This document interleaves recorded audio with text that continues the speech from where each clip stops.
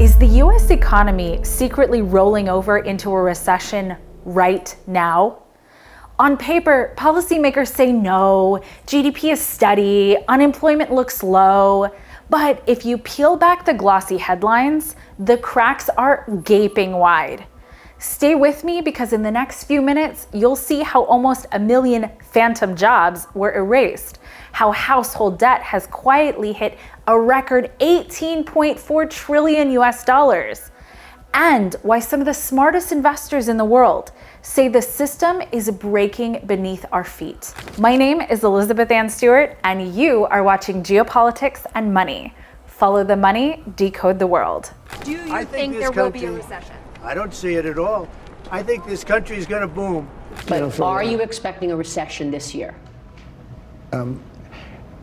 If the jobs market really is cracking, then the entire soft landing narrative completely collapses. There are also metrics that you need to be watching. So stay tuned until the end because paying attention to what's coming in the future is probably the most important thing you can do.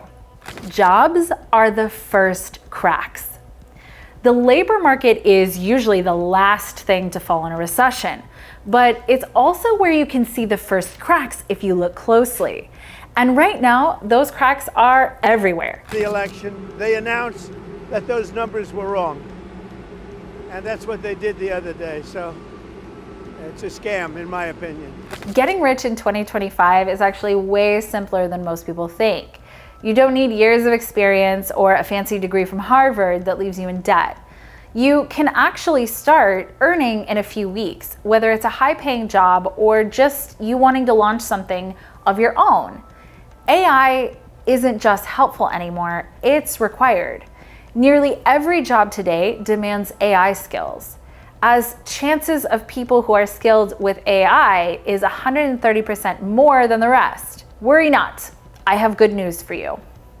This weekend, you can join the 2-day AI Mastermind Workshop by Outskill, the world's first AI-focused education platform.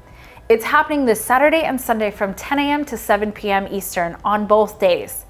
By just attending the 16 hours with the expert mentors, learners from Outskill have built and shipped over 100 AI products, all with zero code and working revenue models of 4K to 5K. Now, this training normally costs $895, but I've partnered with Outskill to give away 1,000 free seats, free guys, exclusively for my viewers, just for the next 72 hours. That's nearly $900,000 worth of training completely free. By the way, it's rated 4.9 out of 5 on Trustpilot and is highly credible. Now, what makes this different? Firstly, it's just 16 hours short. It's a short commitment, which is best suited for someone with a busy professional schedule. You also get free lifetime access to Outskill's exclusive paid AI community to grow alongside 5,000 plus AI first professionals. And also their AI learning dashboard is super seamless to navigate, which enhances your overall learning experience. Over 10 million people have attended this training in the past year across different industries. And now it's your turn. During the 2-day live training, you'll learn 10 powerful AI tools, prompt engineering, automating your workflow, and building AI products without code. Also, if you sign up now, you'll get exclusive bonuses worth $5,100, a prompt Bible with 3,000 plus high-impact prompts on day 1, and a roadmap to monetize AI on day 2. A personalized AI toolkit builder, only if you attend both days. I've even wanted my entire team attending this. That's how valuable it is. Limited seats are available and they are filling fast. Grab yours now, free, via the link in the description. P.S. Join the WhatsApp community to stay updated before the big blast. Now back to our show. The first crack is phantom jobs. Just a few weeks ago, the Bureau of Labor Statistics admitted that nearly 919,000 jobs that were previously reported simply didn't exist. That's not a small rounding error. This is the biggest revision mistake in US history, at least that we know about. For over a year, leaders and investors pointed to strong job growth. That was actually a complete lie. This one revision rewrote the entire story of the labor market. The next is payroll stagnation. The new jobs data didn't paint a better picture either. In August, the economy added just 22,000 jobs, a number so small it's basically flat. To make matters worse, June's numbers were revised into a net loss, meaning we actually lost jobs when we were told we were gaining them. When job creation stalls like this, it's one of the clearest signs that momentum is fading. What you're seeing is the jobs that are being created are going to either native-born or legal Americans. Most of the jobs created under the Biden administration, they went to illegal aliens. A big crack that's not being talked about much is the fact that unemployment is actually starting to creep up. The unemployment rate now sits at about 4.3%. By itself, that doesn't sound alarming. After all, it's still low by historical standards. But here's the problem. Every modern recession starts this way. In 2001, in 2008, and in 2020, unemployment first ticked up slowly, almost unnoticed. Then within months, it spiked. That gentle rise we're seeing today may be the first step towards something much sharper. Next, job openings are shrinking. The JOLTS data tells us another part of the story. Job openings, which peaked at over 12 million after the pandemic, have now plunged to just 7.2 million. And here's what's really telling. The quits rate has fallen. Workers aren't leaving their jobs because they don't believe they'll find something better. That's not the confidence of a strong labor market. That's the caution of people sensing the slowdown before it hits the headlines. Jobless claims are also rising. The 4-week moving average, one of the most reliable indicators, has just hit its highest level in months. It's not a dramatic spike yet, but the direction is what matters. When claims trend up steadily, it means layoffs are spreading and employers are tightening their belts. That is how recessions start. Slowly at first, then suddenly. If the jobs boom was flat out fake, what happens when households start running out of money? That is where the story goes even deeper. The next metric to be paying close attention to is households and credit, because they are being not so slowly squeezed to the brink. Families often feel recessions long before Wall Street admits that one is happening. And right now, the financial stress on ordinary Americans is growing by the day. There are big warning signs we've already explored, but this one might be the biggest. It is the absolute explosion of buy now, pay later.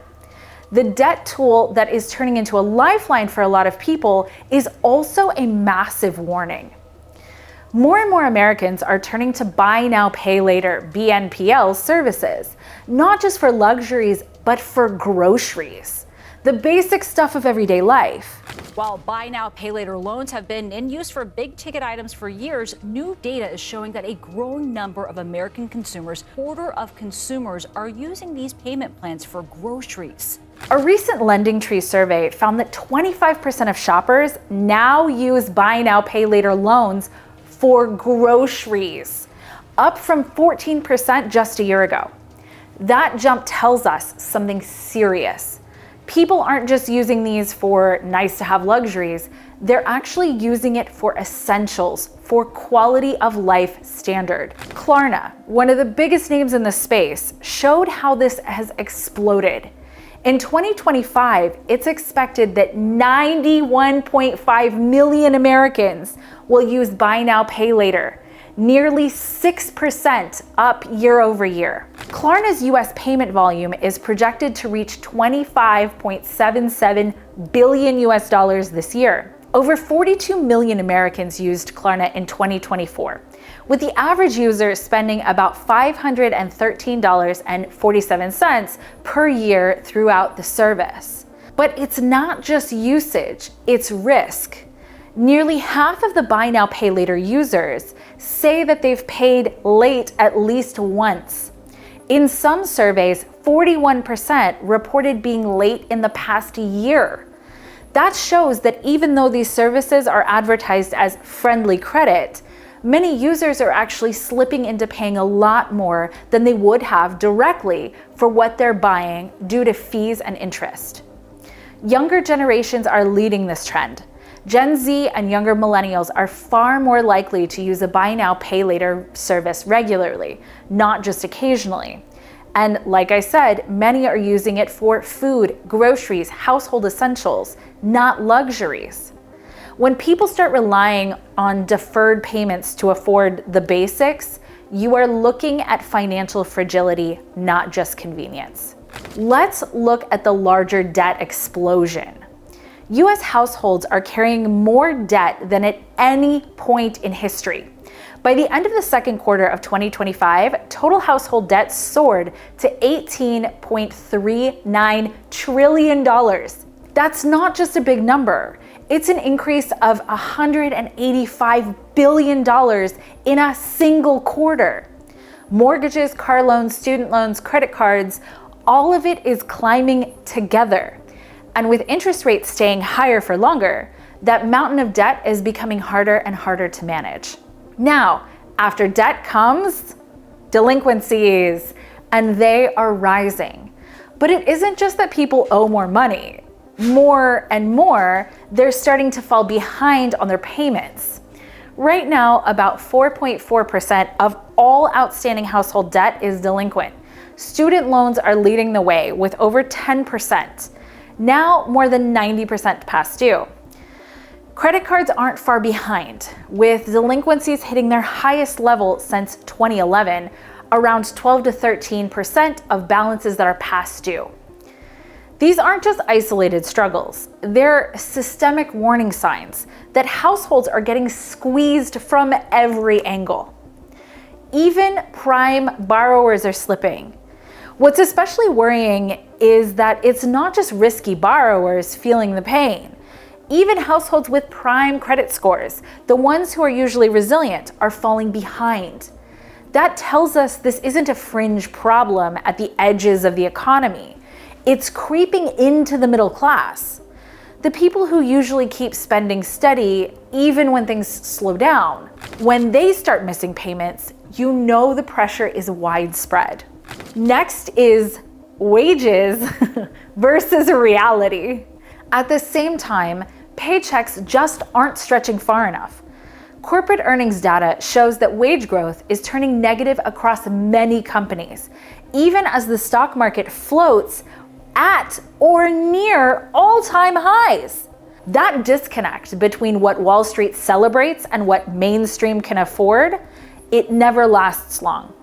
One of them will have to give, and it's usually the households that break first. Next, and critically important, is narrative silence, especially from businesses. When you look around, most businesses and financial leaders aren't talking about this openly. Ray Dalio, one of my favorites, put it bluntly. Most people are silent because they're afraid of retaliation if they speak up about what's really happening. This is directly in reference to dealing with the administration of the US. That silence doesn't make the cracks go away. It just means the alarm bells are muffled until the collapse is undeniable. If jobs are rolling over and households are breaking under record debt, why hasn't anyone called this a recession yet? And what happens when the truth can't be hidden anymore? Now, as promised, here are the metrics that you need to pay attention to so that you can decide for yourself if America is in a recession or not. So, if the headlines still say soft landing, how do you cut through the noise? The answer is simple. Watch the metrics that always move before the official recession call. So here are the red flags that are blinking right now. 1. Phantom jobs were erased. Nearly 900,000 jobs were revised away by the BLS, the largest downward revision in history. That means a lot of the job strength we thought we had just simply wasn't there. If jobs data is inflated, it can be inflated again, or has probably been inflated in the past. 2, payroll stalling. August produced just 22,000 jobs, and earlier months were revised into losses. The only areas adding workers are government and healthcare, non-productive sectors, while cyclical private sector jobs like manufacturing and construction, nudge, nudge, wink, wink, why were the tariffs implemented, are shrinking. A real recovery doesn't look like that. 3, unemployment is drifting higher. At 4.3%, unemployment looks low on paper, but every recession starts with a small, almost invisible uptick before the spike. Weekly claims are also trending higher, a leading sign of stress. 4, hours worked and temp jobs. Businesses cut hours and temp staff first. Both are falling right now. That's the early warning system, the canary in the coal mine, and it's already gasping. Number 5, household delinquencies. Right now, 4.4% of all household debt is delinquent. Auto loan delinquencies are climbing at the fastest pace since the financial crisis, and credit card late payments are at their highest since 2011. These aren't fringe borrowers anymore. Even middle-class families are slipping. Number 6, the one that everyone should be talking about, and that is buy now, pay later usage. This might be the most overlooked indicator.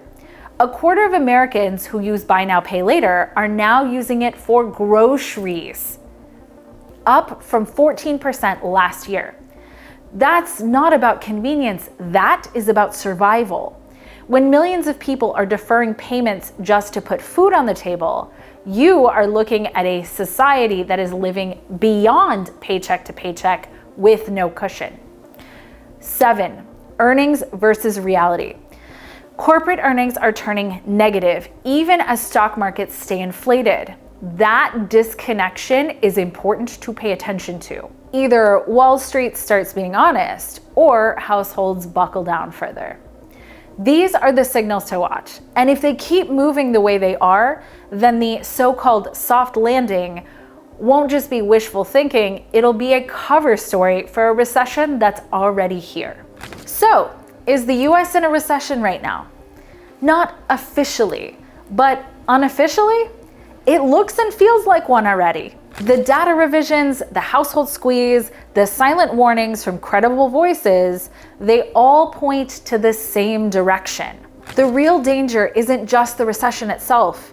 It's that by the time the government admits it, ordinary Americans will have already paid the price. The question isn't if the US will enter a recession. It's whether our leaders will admit it before it's too late. Remember, follow the money, decode the world. A big thank you to our Patreon members. If you'd like to join their ranks and support the channel and get extras, check out our Patreon at patreon.com/GPIC. Bye for now.